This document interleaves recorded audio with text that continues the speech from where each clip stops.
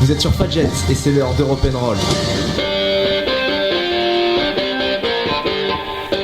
Et vous êtes bien sur Radio Fadjet et c'est l'heure d'Europe'n'Roll pour une mission spéciale dédiée au royalisme avec notre invité Florent Madre. Florent Madre qui est un royaliste lorrain. Bonjour Florent. Bonjour. Bonjour. Alors tout d'abord, est-ce que vous pourriez vous présenter ? Alors donc Florent Madre, je suis un père de famille, j'habite à Metz, voilà, je travaille dans l'industrie. Et donc j'ai longtemps cherché à savoir dans quel camp politique il fallait être, etc. Bon, j'avais vraiment envie d'agir pour le bien du pays. Et puis petit à petit, en étudiant son histoire, ses traditions, etc., je suis arrivé à la conclusion que le royalisme était le meilleur régime pour la France, hein, puisque la France est née royale, elle a été une monarchie durant 13 siècles. Et c'est à cette époque qu'elle a vraiment rayonné dans le monde entier, qu'elle a été prospère. Et donc en ces temps un peu de crise sociale, économique, spirituelle, enfin bon, je pense que tout le monde peut constater qu'on est quand même dans une période de grande crise.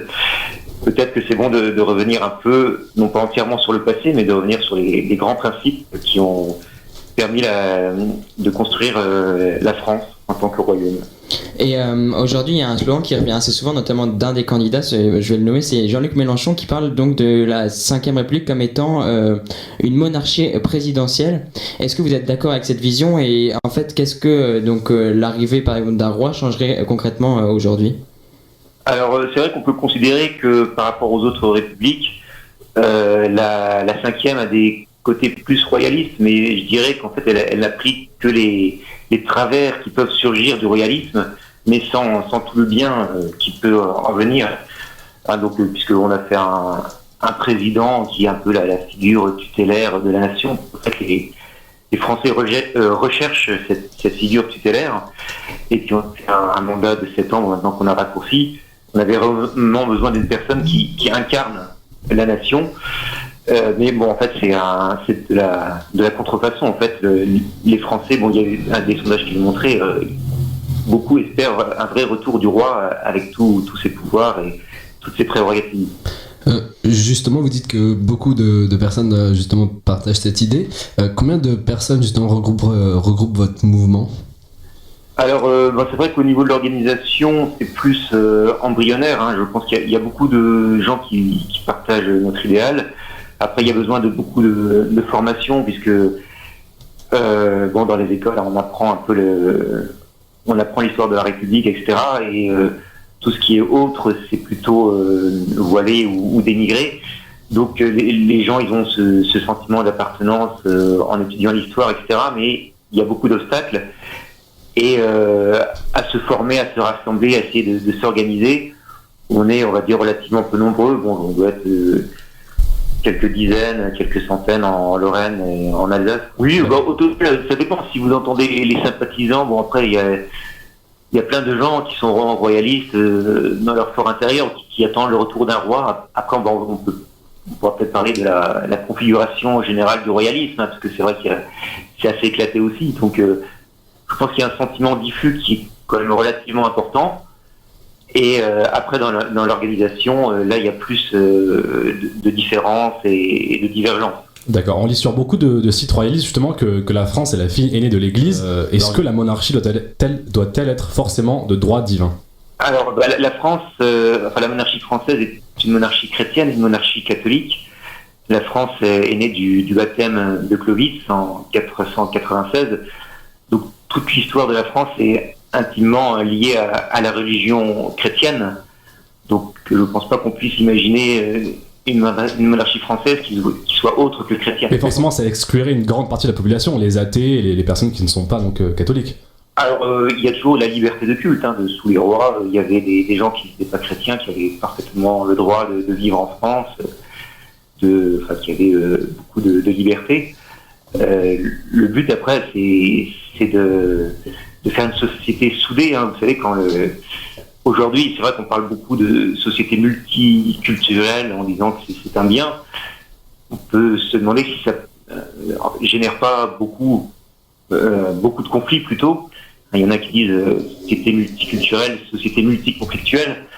Moi, je pense que si les gens sont tous unis au travers de traditions, de rites qu'ils ont en commun, quand ils se rassemblent, je sais pas, tous les dimanches, ils vont à la messe, même avant, il y avait la pratique de la messe plusieurs fois par semaine, il y avait la journée était rythmée par l'Angélus, etc. Alors on peut trouver que c'est assez poussé, mais bon, vous imaginez que quand tous les gens partagent un ensemble de rites et adhèrent aux valeurs les plus sacrées, la cohésion du pays est beaucoup plus grande. Alors après, le défi, c'est de faire converger le maximum de personnes vers cet idéal, et moi je pense que toutes les personnes qui vivent en France, qui aiment la France, sont appelées à converger vers cet idéal.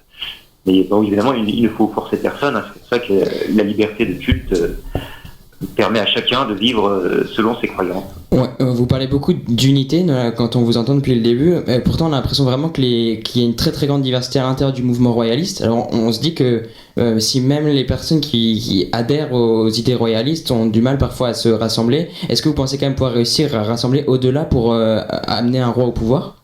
Alors, ce qu'il faut, c'est le plus important, c'est la vérité. Hein. L'unité sans la vérité, c'est rien. Si c'est juste la loi du nombre, se rassembler, bon, ça c'est pas la doctrine royaliste. Hein.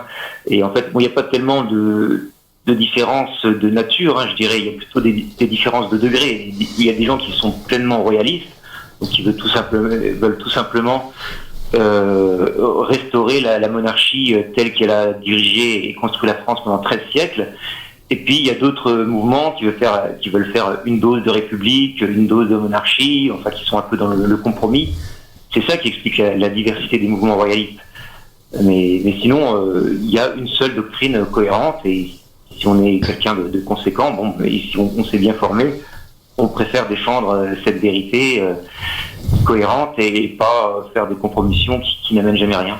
Et justement, du coup, vous êtes exactement de quelle branche des royalistes, et du coup, quelle personnalité souhaiteriez-vous voir à la tête de la France ?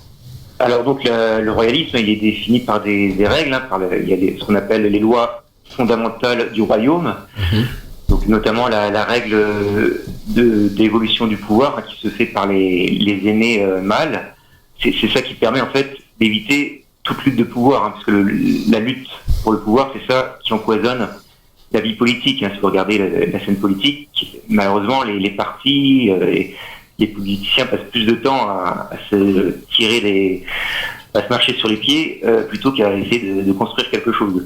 Donc pour ça, on a dit le roi, c'est une famille qui a une vision sur le long terme, dont les représentants successifs dirigent la France, et donc celle qui est désignée, souvent le descendant direct, c'est Louis XX, hein, donc qui vient souvent en France, hein, Louis de Bourbon. Qui s'appellera Louis XX, donc s'il règne, c'est l'aîné des Capétiens, hein, qui est reconnu comme tel par tout le monde, hein, même par la justice française. Il est reçu aussi par des personnalités politiques, il va souvent à des commémorations. Il n'y a pas vraiment de débat possible. Et d'ailleurs, on va écouter les vœux de Louis XX aux Français, ça dure 30 secondes. Ainsi, pour 2017, je souhaite que la France renoue avec sa tradition qui lui a toujours fait regarder plutôt vers l'avenir que vers le passé. Pour la France, fille aînée de l'Église, pétrie du message à la fois divin et humaniste de l'Évangile, le paradis est devant et non pas derrière. N'ayez pas peur, regardez devant. C'était donc Louis XX donc sur son intervention au début du mois de janvier pour souhaiter la bonne année aux Français. Hugues Valentin avait une question par rapport aux élections présidentielles. Ouais, j'avais une question par rapport aux élections présidentielles puis aux autres élections en France. De manière générale, quelles sont les idées politiques que partagent les adeptes des mouvements royalistes, dans le sens où, pour les élections actuelles par exemple, est-ce qu'il y a un candidat qui est unanimement soutenu par les royalistes, ou vraiment c'est peut-être, je sais pas, l'abstention qui l'emporterait plutôt dans vos cœurs ? Disons qu'un royaliste conséquent ne vote pas, puisqu'il ne participe pas au système républicain, à la lutte des partis qui sert juste à diviser les Français en différents camps, pour que tout le monde se tape dessus. Et le fait de ne pas voter, certains disent que en fait c'est une attitude qui n'est pas constructive. alors que nous, on pense qu'en fait, le fait de voter, c'est pour stériliser toute action politique, puisque les gens s'imaginent qu'en allant glisser un bout de papier à échéance régulière dans une boîte noire, dans un isoloir, ils ont fait œuvre politique. Bon, en fait, on leur a surtout fait croire qu'ils avaient fait leur devoir et puis qu'il n'y avait plus rien à faire, hein, puis après que tout le reste pouvait s'écrouler. Mais en fait, non, il y a beaucoup de choses à faire et c'est pas l'urné qui change grand-chose, en fait, aux destinées de France. On titube un peu de droite à gauche, un peu comme un ivrogne, mais finalement, il n'y a pas grand-chose qui va dans le bon sens. Donc en gros, vous êtes contre le fait qu'à partir du moment où un parti politique détient la majorité, il pense à la place du peuple. Donc c'est ça le problème principal. Et une troisième question plutôt, ça serait, vous revendiquez que vous êtes un parti apolitique, mais au vu des collisions donc avec des mouvements comme l'Action française, l'Alliance Royale, etc., qui sont quand même des mouvements d'extrême droite, comment vous expliquez ça? Alors nous, justement, les légitimistes, on est complètement en désaccord avec ces mouvements, puisque l'Alliance Royale... Et l'Action française, surtout l'Action française, les monarchistes d'extrême droite quand même, avec Maurras et compagnie. Alors, nous, on est contre la pensée orléaniste, puisque on considère... ce sont des gens, en fait... après, les étiquettes, hein, c'est assez complexe, hein, parce que les Orléans, ils ont soutenu la Révolution française, ils ont même, à bien des égards, fomenté la Révolution française. Donc, maintenant, vous dites qu'ils sont d'extrême droite. Alors bon, c'est compliqué, parce que je crois que les révolutionnaires, c'était la gauche, enfin bon... Mais en tous les cas, on se démarque fortement de leur action. Quel mouvement, quelles actions vous planifiez donc, pour l'année 2017 ? Ouais, on fait beaucoup de réunions de formation. Hein. C'est vrai que les gens, en général, veulent tout de suite passer à l'action.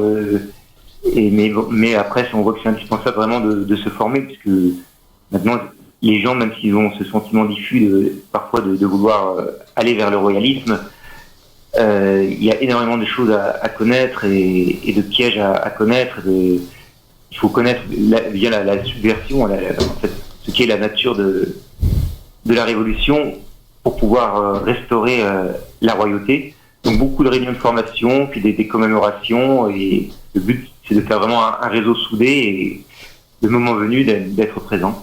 D'accord, et donc du coup en 3 mots, pour résumer, pour conclure, qu'est-ce que c'est qu'être royaliste en 2017 ?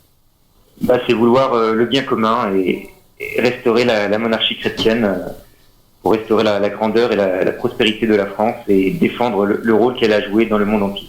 D'accord, et bien merci beaucoup monsieur Florent Madre, merci beaucoup. Je vous en prie, au revoir. Au revoir. Au revoir.